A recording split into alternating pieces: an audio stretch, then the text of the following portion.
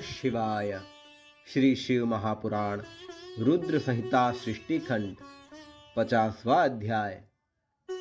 शिव मंदिर में दीपदान के प्रभाव से पाप मुक्त होकर गुण निधि का दूसरे जन्म में कलिंग देश का राजा बनना और फिर शिव भक्ति के कारण कुबेर पद की प्राप्ति। ब्रह्मा जी बोले, उस वृतांतों को सुनकर वह दीक्षित पुत्र अपने भाग्य की निंदा करके किसी दिशा में देखकर अपने घर से चल पड़ा।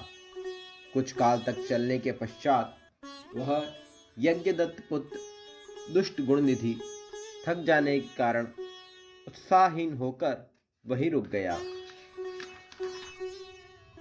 वह बहुत बड़ी चिंता में पड़ गया कि अब मैं कहाँ जाऊं, क्या करूं। मैंने विद्या का अभ्यास भी नहीं किया और न तो मेरे पास अत्यधिक धन ही है। दूसरे देश में तत्काल सुख तो उसी को प्राप्त होता है जिसके पास धन रहता है। यद्यपि धन रहने पर चोर से भय होता है, किंतु यह विघ्न सर्वत्र उत्पन्न हो सकता है। अरे, याचक के कुल में जन्म होने पर भी मुझ में इतना बड़ा दुर्व्यसन कैसे आ गया, यह आश्चर्य है। किंतु भाग्य बड़ा बलवान है, वही मनुष्य के भावी कर्म का अनुसंधान करता है। मैं भिक्षा मांगने के लिए निकल जाता हूँ। मेरा यहाँ कोई परिचित भी नहीं है और न मेरे पास कुछ धन ही है। मेरे लिए कोई शरण तो होनी ही चाहिए। सदैव सूर्योदय होने के पूर्व ही मेरी माता मुझे मधुर भोजन देती थी। आज मैं यहाँ किससे मांगूं? मेरी माता भी तो यहाँ नहीं है।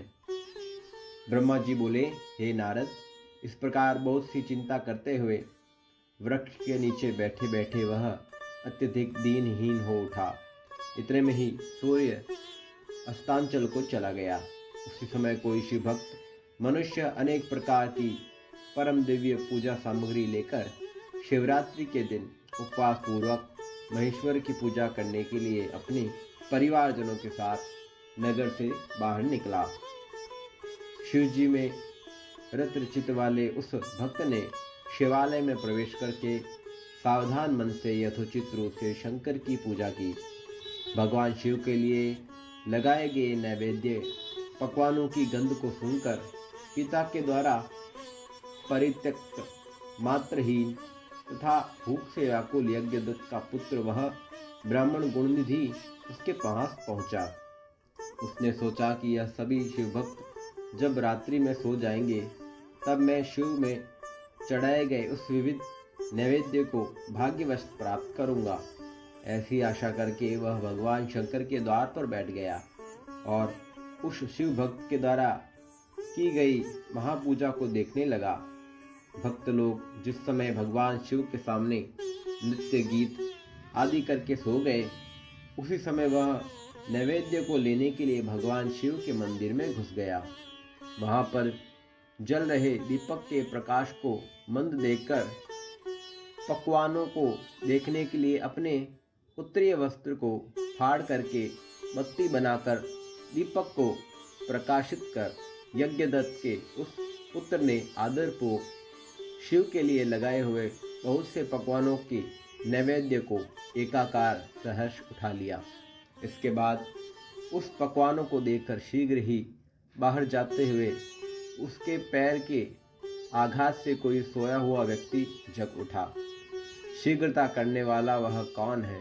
कौन है? इसे पकड़ो। इस प्रकार भययुक्त ऊंची वाणी में वह बहुत चिल्लाने लगा।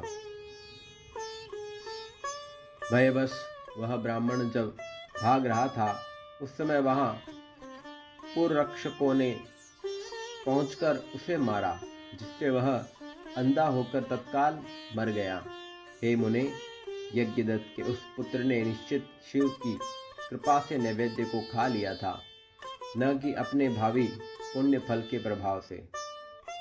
इसके पश्चात उस मरे हुए ब्राह्मण को यमलोक ले जाने के लिए पाश मुदगर हाथ में लिए हुए यम के भयंकर दूत वहां आकर उसे बांधने लगे। इतने में ही छोटी छोटी घंटियों से युक्त आभूषण धारण किए हुए और हाथ में त्रिशूल से युक्त हो शिव के पार्षद दिव्य विमान लेकर उसे ले जाने के लिए आ गए। शिवगण बोले, हे यमराज के गणों, इस परम धार्मिक ब्राह्मण को छोड़ दो। यह ब्राह्मण दंड के योग्य नहीं है। इसके समस्त पाप भस्म हो चुके हैं। इसके अंतर शिव पार्षदों के वचन सुनकर यमराज के गण आश्चर्यचकित हो गए और महादेव जी के गणों से कहने लगे। शंभु के गणों को देखकर डरे हुए तथा प्रणाम करते हुए यमराज के दूतों ने इस प्रकार कहा, हे गणों, यह ब्राह्मण तो दुराचारी था। यमगण बोले, कुल की मर्यादा का उल्लंघन करके यह माता पिता आज्ञा से परांगमुख, सत्य शौच से परिभ्रष्ट और संध्या तथा स्नान से रहित था। यदि इसके अन्य कर्मों को छोड़ भी दिया जाए तो भी इसने शिव के निर्माल्य चढ़ाए गए नैवेद्य का उल्लंघन किया है, अर्थात चोरी की है। इसके इस हेय कर्म को आप सब स्वयं देख लें। आप जैसे लोगों के लिए यह स्पर्श योग्य भी नहीं है। जो शिव निर्माल्य को खाने वाले, शिव निर्माल्य की चोरी करने वाले और शिव निर्माल्य को देखने वाले, उनका स्पर्श अवश्य ही पाप कारक होता है। विष को जानबूझकर पी लेना श्रेयकर है और अछूत का स्पर्श कर लेना भी अति उत्तम है, किंतु कंठगत प्राण होने पर भी शिव निर्माल्य का सेवन उचित नहीं है। धर्म के विषय में आप सब जिस प्रकार प्रमाण हैं, हम वैसे ही नहीं हैं, वैसे हम लोग नहीं हैं। हे शिवगण सुनिए, यदि इसमें धर्म का लेश मात्र भी हो तो हम सब उसे सुनना चाहते हैं। यम के दूतों की इस बात को सुनकर शिव के पार्षद भगवान शिव के चरण कमल का स्मरण करके कहने लगे। शिव के सेवक बोले, हे यम किंकरो, जो सूक्ष्म शिव धर्म है उसे सूक्ष्म दृष्टि वाले ही जान सकते हैं। उन्हें आपस दृश्य स्थूल दृष्टि वाले कैसे जान सकते हैं। हे यमदूतों, पाप रहित इस यज्ञदत्त पुत्र ने यहाँ पर जो पुण्य कर्म किया है उससे सावधान होकर सुनो। इसने शिवलिंग के शिखर पर पड़ रही दीपक की छाया को दूर किया और अपने उत्तरीय वस्त्र को फाड़कर उससे दीपक की वर्तिका बनाई और फिर उससे दीपक को पुनः जलाकर उस रात्रि में शिव के लिए प्रकाश किया। हे किंकरो, इसने उस कर्म के अतिरिक्त अन्य भी पुण्य कर्म किया है। शिव पूजा के प्रसंग में इसने शिव के नामों का श्रवण किया है और स्वयं उनके नामों का उच्चारण भी किया है। भक्तों के द्वारा विधिवत की जा रही पूजा को इसने उपवास रखकर बड़े ही मनोयोग से देखा है। अतः इस पुण्यों के प्रभाव से यह आज ही हम लोगों के साथ शिवलोक को जाएगा। यहाँ शिव का अनुगामी बनकर यह कुछ समय तक उत्तम भोगों का उपभोग करेगा। तत्पश्चात अपने पाप रूपी मल को छोड़कर यह कलिंग देश का राजा बनेगा, क्योंकि यह श्रेष्ठ ब्राह्मण निश्चित ही शिव का प्रिय हो गया है। हे यमदूतों, अब इसके विषय में कुछ कहने की आवश्यकता ही नहीं है। तुम लोग जैसे आए हो वैसे ही अति प्रसन्न मन से अपने लोक को चले जाओ। ब्राह्मण बोले, हे मुनीश्वर, उनके वाक्य को सुनकर परागमुख हुए समस्त यमदूत अपने लोक को लौट गए। हे मुने, गणों ने यमराज से गुणनिधि के उस संपूर्ण वृतांत का निवेदन किया और शिवदूतों ने उनसे जो कहा था वह समाचार आरंभ से उन्हें सुना दिया। धर्मराज बोले, हे गणों, तुम सब सावधान होकर मेरे वाक्यों को सुनो। जैसा आदेश दे रहा हूँ वैसा ही प्रेम पूर्वक तुम लोग करो। हे गणों, इस संसार में जो श्वेत भस्म से त्रिपुंड धारण करते हैं उन सभी को छोड़ देना और यहाँ पर कभी मत लाना। हे गणों, जो श्वेत भस्म से शरीर में उदलन करते हैं उन सबको तुम लोग छोड़ देना और यहाँ कभी मत लाना। इस संसार में किसी भी कारण से जो शिव का वेश धारण करने वाले हैं उन सभी लोगों को भी छोड़ देना और यहाँ कभी मत लाना।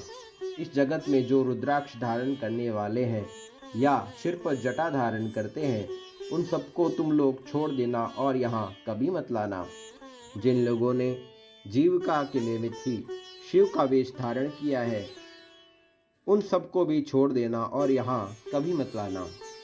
जिन्होंने दंभ या छल प्रपंच के कारण ही शिव का वेश धारण किया है, उन सबको तुम लोग छोड़ देना और यहाँ कभी मत लाना। इस प्रकार उन यमराज ने अपने सेवकों को आज्ञा दी, जिसको सुनकर उन लोगों ने कहा कि जैसी आपकी आज्ञा है, जैसा ही होगा, जैसा आपने कहा है वैसा ही होगा। ऐसा सुनकर और सभी गणों ने यह कहा कि मंदमस्त हंसते हुए वो चुपचाप हो गए। ब्रह्मा जी बोले, इस प्रकार शिव पार्षदों ने यमदूतों से उस ब्राह्मण को छुड़ाया और वह पवित्र मन से युक्त होकर शीघ्र ही शिव गणों के साथ शिवलोक को चला गया। वहां पर सभी सुखों का भोग का उपभोग करके तथा भगवान सदाशिव एवं पार्वती की सेवा करके वह दूसरे जन्म में कलिंग देश के राजा अरिंददम्भ का पुत्र हुआ। उस शिव सेवक परायण बालक का नाम दम्भ हुआ। बालक होते हुए भी वह अन्य शिशुओं के समान शिव की भक्ति करने लगा। क्रमशः उसने युवावस्था प्राप्त की और पिता के परलोक गमन के पश्चात उसे राज्य भी प्राप्त हुआ। उसने प्रेम पूर्वक अनेक शिव धर्मों का प्रारंभ किया। हे ब्राह्मण, दुष्टों का दमन करने वाला वह राजा दंभ शिवालयों में दीपदान के अतिरिक्त अन्य कोई धर्म नहीं मानता था। उसने सभी ग्राम और जनपद प्रमुखों को बुलाया और बुला करके आदेश दिया कि तुम लोगों को शिवालयों में दीप प्रज्वलित की व्यवस्था करनी है। यदि किसी के क्षेत्रों में ऐसा नहीं हुआ तो यह सत्य ही उस क्षेत्र का वह प्रधान निश्चित ही मेरे द्वारा दंड पाएगा। दीपदान से भगवान शिव संतुष्ट होते हैं, ऐसा श्रुतियों में कहा गया है।